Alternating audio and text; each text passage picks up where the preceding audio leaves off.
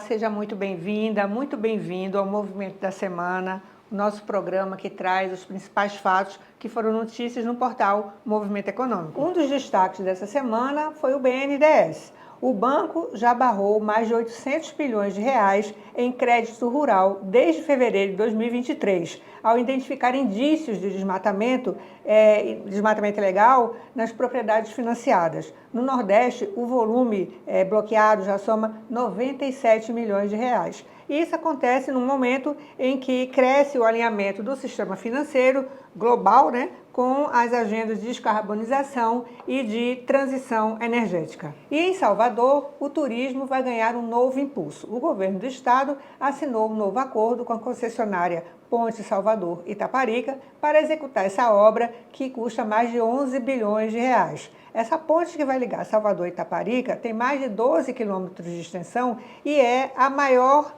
ponte sobre lâmina d'água da América Latina, superando inclusive a ponte Rio-Niterói. Um outro assunto de destaque no nosso portal essa semana foi a série de reportagens da jornalista Vanessa Siqueira, de Alagoas, que mostra a decadência no cultivo do fumo no município de Arapiraca, no agreste alagoano. Diversos fatores contribuíram para isso, não apenas a queda no número de fumantes. Na verdade, Arapiraca ela representa as modificações, as transformações que as cidades polo do Nordeste vêm passando nas últimas décadas. Essa série você pode acompanhar lá no nosso portal.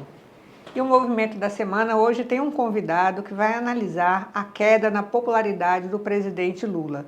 O nosso jornalista e analista de política, Márcio Didier, conversa com o pesquisador Maurício Garcia. Muito obrigado, Maurício, por ter aceitado o nosso convite e conversar um pouquinho sobre essa pesquisa Quest, Primeiro da avaliação do presidente Lula, a pior avaliação de todos os tempos, e também da questão da corrida eleitoral, que já saiu também e que mostra uma certa polarização. Vamos começar sobre essa questão da avaliação dele. Aquela pesquisa foi boa, foi ruim? Claro que foi ruim, porque se a avaliação foi ruim, mas consegue tirar alguma coisa positiva dali? Antes de mais nada, obrigado pelo convite. É aquilo que eu sempre falo assim quando vou comentar a pesquisa, e essa pesquisa especificamente é muito clara para isso. Você pode ter uma leitura positiva dela, muito positiva, e argumentar com números, aquela história de torturar os números. Se você torturar bem, torturado você tira qualquer coisa. Então ela pode ser positiva para o governo, como ela pode ser muito negativa também. Como pode ser positiva? Parou de cair.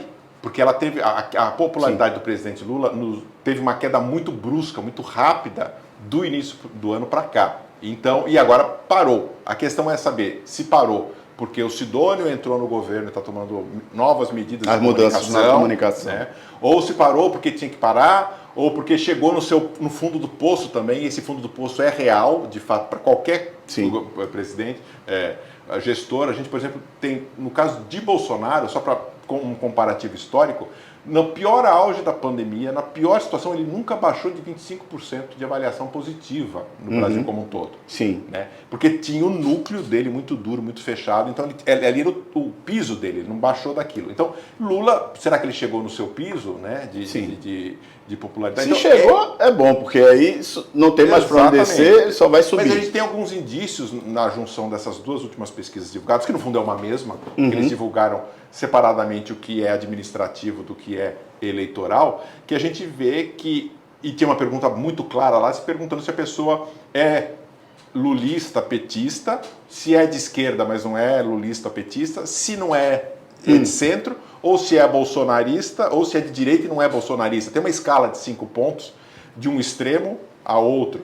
E a gente vê muito claramente que grupo, cada grupo, como pensa cada grupo, e a gente consegue dimensionar isso melhor. E se a gente somar todo mundo que de alguma forma se diz de esquerda, com todo mundo que se diz de direita, a gente vê mais ou menos 40% de cada lado e 20% ali que fica entre não sabe, estou indeciso, tal. Fiel da balança. E é isso realmente. E no fundo, esse grupo do meio, que a grosso modo a gente pode até falar que é um terço, e tem um terço aqui nesse meio, eles que definem de fato quem tem mais chance de aderência, de discurso, de crescer e de ganhar na eleição do ano que vem. Você já entrou aí na questão do eleitoral, não é? Lula aparece sempre com percentual muito estável, não é? Aí você vê os candidatos de direita com o mesmo percentual também. Ou seja, é a polarização que já está estabelecida, independentemente de quem seja o adversário do presidente Lula. Sim. A gente viu isso em 14, né, em 2014, quando a gente tinha com Aécio e Dilma, né? Isso polarizou de fato no segundo turno. Sim. E desde então a gente viu a repetição disso em 2018. Né? Claro, o Lula não estava Lula como candidato, mas estava Haddad o representando, e Haddad, óbvio, não tem um carisma, não tem história de Lula, e por isso teve um desempenho abaixo, mas chegou aí para o segundo turno, e foi surpreendente, era um prefeito de uma capital, tudo bem, São Paulo, que é a maior cidade, mas ele não tinha sido nem reeleito na né? cidade. Ele vinha fragilizado, era ministro de Lula, era ligado para o ministro de Dilma, da Educação, e conseguiu ser o nome ali forte. Ele chegou a ser forte. Perdeu, claro, mas era desesperado, mas já houve uma polarização. Isso em 18. Em 22 a gente viu aquela eleição que foi definida no último minuto ali, né, por um percentual muito pequeno entre os dois candidatos. Então a gente vive nesse mesmo momento. Isso continua, a história continua, né? Trocou o presidente, o Lula está nessa, talvez para outra eleição, de 30, talvez a coisa mude. Mas vai depender, claro, do resultado dessa, dependendo de quem ganhar. Mas a gente tem um cenário de polarização muito claro. São dois grupos. São dois grupos. Que eu acho melhor a gente chamar até de anti-PT e anti-Bolsonaro, né? Sim. Porque, no fundo, eles não são nem muito identificados com o seu próprio grupo. Porque há críticas a Bolsonaro mesmo dentro da direita e há críticas a Lula mesmo dentro da esquerda. É mais um anti, um não quer o outro. Então, é aí que essa questão fica mais clara para a gente e talvez seja essa eleição a última dessa dicotomia, digamos assim. Porque na próxima eleição você já não vai ter Lula. Não tem ninguém do PT criado para Sim. Não é? E do Bolsonaro vai depender do resultado dessa eleição. Mas Bolsonaro tem um bocado de gente. Então, mas a gente precisa ver também qual deles se viabiliza em termos tanto eleitorais quanto administrativos depois. A pesquisa Quest mostrou o Bolsonaro empatado tecnicamente com Lula. Mas muita gente também junto. Por exemplo, Tarcísio de Freitas, 41-40. Todos não eles.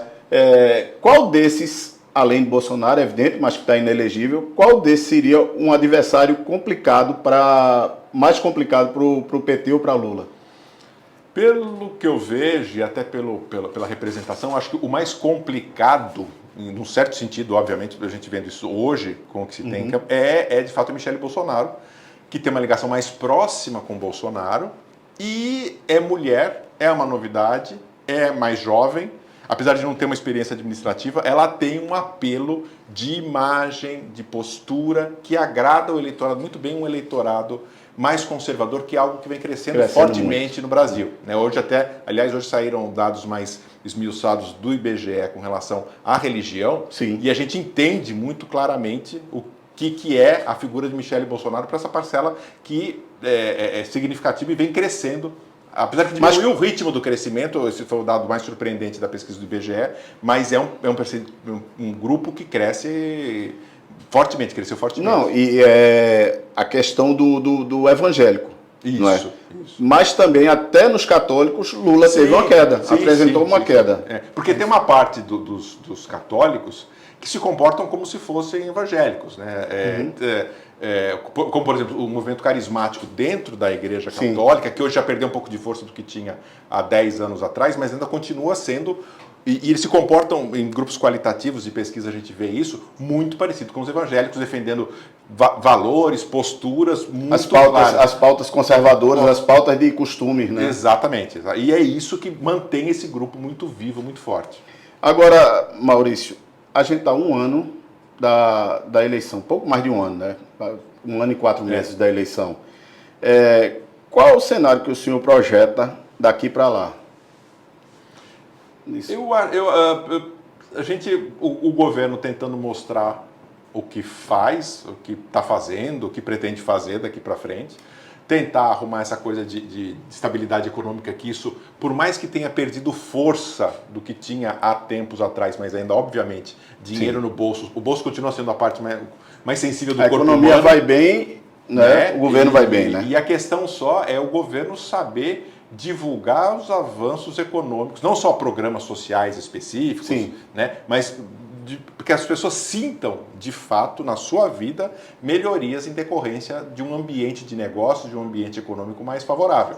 Né? Que é algo que, por exemplo, nos Estados Unidos, os democratas tentaram fazer durante toda a campanha e não conseguiram. Né? Tinham indicadores econômicos nos Estados Unidos muito positivos para o governo Biden, mas a sensação, o clima, o que as pessoas sentiam no dia a dia era uma... Porque também eles tinham como referência 20 anos atrás. Os Estados Unidos tinham uma outra situação, onde tinha uma China que não era uma ameaça aos Estados Unidos. Aliás, não havia ameaça aos Estados Unidos em termos econômicos, mas do ano passado tinha, e isso pegou muito. E até essa briga que Trump estica a corda até hoje com relação aos imigrantes, aos latinos, essa coisa, porque e daí já mistura também outros fatores de xenofobia, de racismo e tal, mas aqui eu acho que há possibilidades do governo daqui para frente começar a mostrar que de fato está melhorando. E essa pesquisa mostra, e esse é um outro ponto que parece ser positivo que a pesquisa da Quest mostra, que as pessoas percebem que as coisas têm aumentado numa menor intensidade do que estavam aumentando da outra vez.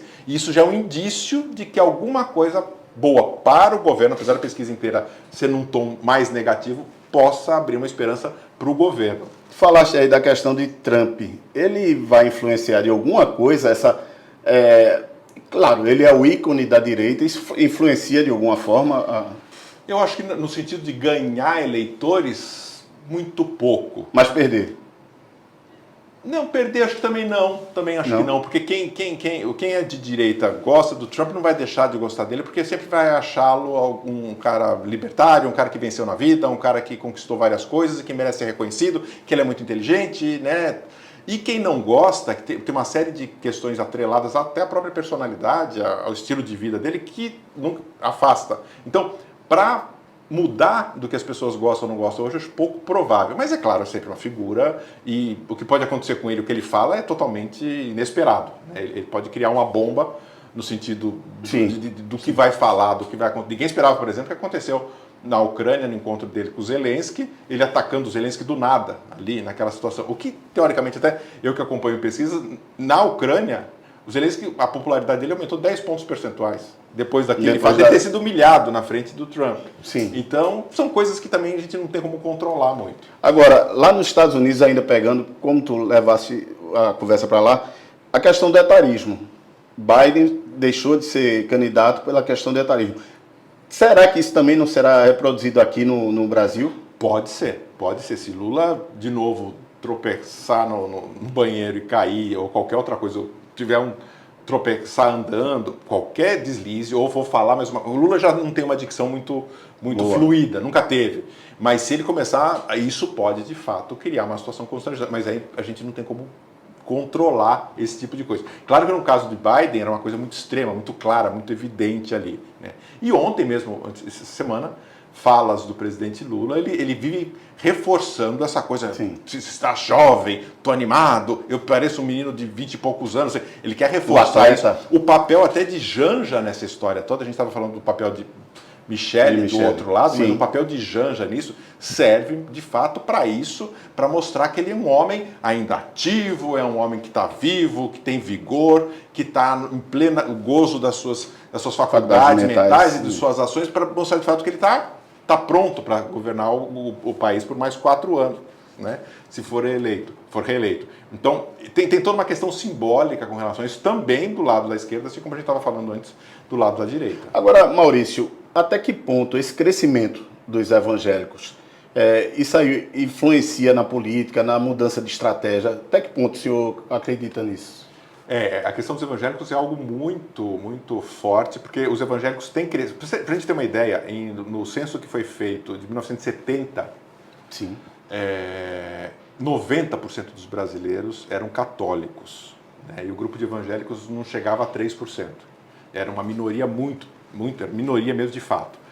Ele vem crescendo, e hoje acabou de sair um dado do IBGE que chega praticamente, deu 28 ponto alguma coisa por cento, assim, quase 30%. Havia projeções até que poderia chegar aos 30%, e há projeções de que pelo crescimento que está vindo possa, em 2035, 2040, ultrapassar os católicos. Né? E a questão, isso não é um problema, é um grupo religioso, mas a questão é que eles têm valores de comportamentais muito próprios e muito conservadores, o que também anda em paralelo, dá a mão para essa questão conservadora no sentido político. Né? Não, e que foi muito explorado durante as campanhas de Bolsonaro, não é? Essa questão. Sim. É? E mais que isso, porque a gente falou dos anos 70, dos anos 80 da parcela evangélica, mas aquele era um grupo evangélico que seguia o evangelho próprio, que tinha uma teologia própria ali, Sim. específica dos protestantes. A partir do final dos anos 80, nasce dentro dos evangélicos a teologia da prosperidade, que é uma coisa nova. Assim como a teologia da libertação aparece na Igreja Católica no final dos anos 60, começo dos anos 70, e é uma coisa mais libertária, mais revolucionária, que pinta Jesus Cristo quase como, de fato, um comunista revolucionário, um Che Guevara, algo parecido. Dentro dos evangélicos, ele tem uma coisa de que essa coisa de que o evangélico, ele é o senhor da sua vontade, ele faz a interpretação da Bíblia do jeito que ele quiser. Ele não precisa de um intermediário como é o padre no mundo católico. Então ele pode lutar, ele pode crescer com a ajuda de Deus, orando, ele só ora e continua trabalhando. E isso dá uma mudança na cabeça das pessoas de que depende do meu esforço, e eu não preciso de uma outra coisa que não seja Deus para fazer com que eu cresça. Então, na hora que um governante, fala que vai dar a Bolsa Família, vai dar um auxílio assim, que vai dar um desconto para isso, vai facilitar tal coisas, existem evangélicos dentro dessa corrente teológica que falam assim, eu não quero. Você está me chamando de incapaz de conquistar isso pela minha própria vontade? Então rejeita e fala assim, não, você... E chegam até um extremo, parece caricato, mas de fato não é, já ouvi isso em grupos, depoimentos desse jeito, falou assim, não, você está me tentando para deixar de acreditar em Deus e na minha capacidade para receber uma benevolência de alguém. Então eu não quero, eu rejeito. Né? E daí vá de retro, saia, que daí também são outras coisas que esse movimento evangélico a gente começa a utilizar, ouvir termos hoje que a gente não ouvia há 15, 20 anos atrás, que são muito do mundo evangélico. E dentro dessa teoria da prosperidade está também uma teoria, já não tão explícita assim, que é a teoria do domínio. No sentido de que o crente, como eles próprios se chamam, que não é um termo pejorativo, eles próprios se chamam de crentes, deles poderem ter a sua representação política também. E é nesse momento em que os evangélicos começam a entrar de uma forma mais forte, mais intensa na política, se elegendo como deputados estaduais, deputados federais, senadores, e o sonho deles é, de fato, um dia eleger um presidente evangélico. Né? O Bolsonaro foi quase isso, né, porque ele não é evangélico, por incrível que possa parecer dentro dessa relação. Ele tem a sua esposa evangélica, a Michele, mas ele não é evangélico. Sim, ele é católico, e ele afirma isso porque também politicamente não... Ele foi batizado como evangélico, mas ele se coloca ainda como católico. Então, é o tamanho desse crescimento desse público, e é um segmento que está crescendo e que tem influenciado muito tudo na sociedade brasileira. Maurício, eu queria agradecer aqui a sua presença. Não é? Espero que a gente tenha outros encontros desses para analisar sempre o cenário político e eleitoral. Legal, eu agradeço o convite e estou à disposição de vocês. Muito obrigado. E esses foram os destaques do Movimento da Semana. Se você gostou, dá o seu like, compartilha, assina o canal para receber as notificações dos próximos episódios. Até a próxima!